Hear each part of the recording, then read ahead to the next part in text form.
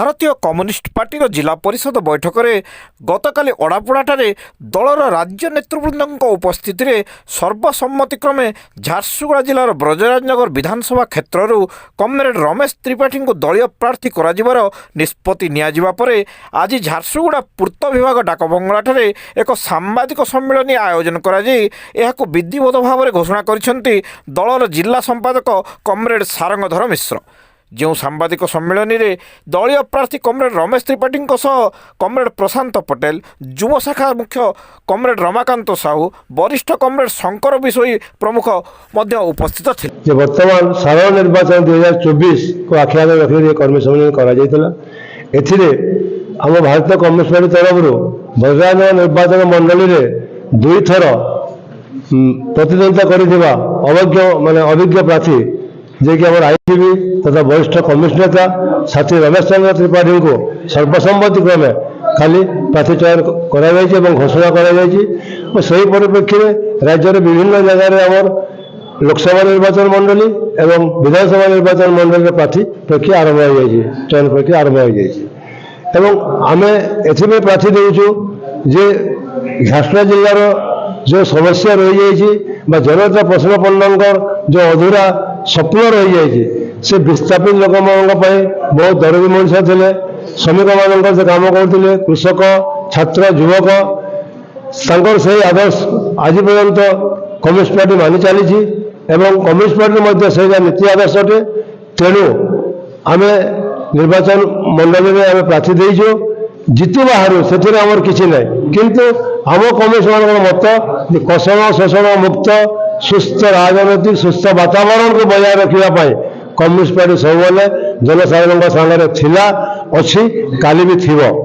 ଏହି ପରିପ୍ରେକ୍ଷୀରେ ଆଜି ସାମ୍ବାଦିକ ସମ୍ମିଳନୀ ଅନୁଷ୍ଠିତ କରାଯାଇଛି। ଆପଣମାନେ ଜାଣୁଥିବେ ନିଶ୍ଚିତ ଭାବରେ ଯେ ଝାରସୁଗୁଡ଼ାରୁ ବିଜୁଳି ଉତ୍ପାଦନ ହେଉଛି, 200 ୟୁନିଟ୍ ବିଜୁଳି ଅନ୍ୟ ରାଜ୍ୟରେ ମାଗଣାରେ ମିଳୁଛି, ଅଥଚ ଝାରସୁଗୁଡ଼ା ଜିଲ୍ଲାର ଗରିବ ଲୋକମାନଙ୍କ ପାଇଁ ତାର କୌଣସି ପ୍ରକାର ପ୍ରଭାବ ନାହିଁ। ଯଦି ଭାରତୀୟ କମ୍ୟୁନିଷ୍ଟ ପାର୍ଟି ନିର୍ବାଚନରେ ଆସେ ବା ନ ଆସେ, ତାହେଲେ ବି ଇଲେକ୍ଟ୍ରିସିଟି ପାଇଁ ସେ ଲଢ଼େଇ କରିବ ଏବଂ ଜନସାଧାରଣଙ୍କୁ 200 ୟୁନିଟ୍ ଇଲେକ୍ଟ୍ରିକ୍ କିପରି ଭାବରେ ମାଗଣା ଯୋଗାଇ ଦେବ ସେଥିପାଇଁ ସେ ପରିକରବଦ୍ଧ।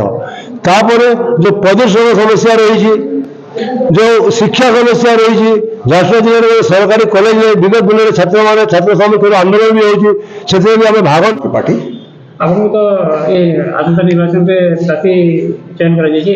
ଆପଣ ପ୍ରାର୍ଥୀ ରୂପେ ଯଦି ଯେଉଁ ଇଲେକ୍ସନ ଲଢ଼ିବେ ଆପଣଙ୍କର କ'ଣ ରଣନୀତି ରହିବ? ଆମର ରଣନୀତି ଏଇଟା ରହିବ ଯେ ଭାରତୀୟ କମ୍ୟୁନିଷ୍ଟ ପାର୍ଟିର ଜଣେ ସାଧାରଣ କର୍ମୀ ହିସାବରେ ଏ ନିର୍ବାଚନରେ ଅବତୀର୍ଣ୍ଣ ହେବାର ଏକମାତ୍ର ଉଦ୍ଦେଶ୍ୟ ହେଉଛି ଯେ ବର୍ତ୍ତମାନ ଯେଉଁ ଦେଶରେ ଏବଂ ରାଜ୍ୟରେ ମୋଦି ଗ୍ୟାରେଣ୍ଟି ଆଉ ନବୀନ ଗ୍ୟାରେଣ୍ଟି ଯେଉଁ ଚାଲିଛି, ସେଇଥିରେ ଝାରସୁଗୁଡ଼ା ଜିଲ୍ଲାର ଲୋକମାନଙ୍କୁ କିପରି ଭାବରେ ଠକୁଛନ୍ତି, ଶୋଷଣ କରୁଛନ୍ତି ଏବଂ ଲୁଟୁଛନ୍ତି, ଏଟା ଆମକୁ ଲୋକଙ୍କୁ ବତେଇବାର ଅଛି, ଲୋକମାନଙ୍କୁ ସଚେତନ କରାଇବାର ଅଛି, ଲୋକମାନଙ୍କୁ ପ୍ରାମାଣିକ ତଥ୍ୟ ଦେଇ ଲୋକଙ୍କୁ ବତେଇବାର ଅଛି। ଏଇଥିପାଇଁ ଆମେ ନିର୍ବାଚନ ଲଢ଼ୁଛୁ। ଝାରସୁଗୁଡ଼ା ଜିଲ୍ଲାବାସୀକୁ ବିରୋଧୀ ଦଳ ହିସାବରେ ଆମେ ଝାରସୁଗୁଡ଼ା ଜିଲ୍ଲାରେ କମ୍ୟୁନିଷ୍ଟ ପାର୍ଟି ଏସବୁ ଜିନିଷ ଜଣାଇବା ପାଇଁ ଆଗାମୀ ନିର୍ବାଚନରେ ଆମେ ପ୍ରାର୍ଥୀ ହେଇଛୁ। ବିଗତ ସମୟରେ କଂଗ୍ରେସ ସହିତ ଆପଣଙ୍କର ମେଣ୍ଟ ଥିଲା, କ'ଣ ଆସନ୍ତା ସମୟରେ କଂଗ୍ରେସ ସହିତ ମେଣ୍ଟ କରିବେ? ଦେଖନ୍ତୁ, ଭାରତୀୟ କମ୍ୟୁନିଷ୍ଟ ପାର୍ଟିର ନୀତି ହେଉଛି ଆମର ପଲିଟିକାଲ ରାଜନୈତିକ ମାଇଣ୍ଡ ଏକଦମ କ୍ଲିୟର। ଭାରତୀୟ କମ୍ୟୁନିଷ୍ଟ ପାର୍ଟି ଯେକୌଣସି ପରିସ୍ଥିତିରେ ଇଣ୍ଡିଆ ମେଣ୍ଟକୁ ମଜବୁତ କରିବା ପାଇଁ ଚାହୁଁଛି ଏବଂ ମୋଦିକୁ କେନ୍ଦ୍ରରେ ଏବଂ ରାଜ୍ୟରେ ନବୀନକୁ ହଟେଇବା ପାଇଁ ଯାହା ଯାହା କରିବାକୁ ପଡ଼ିବ ଆମେ କରିବୁ।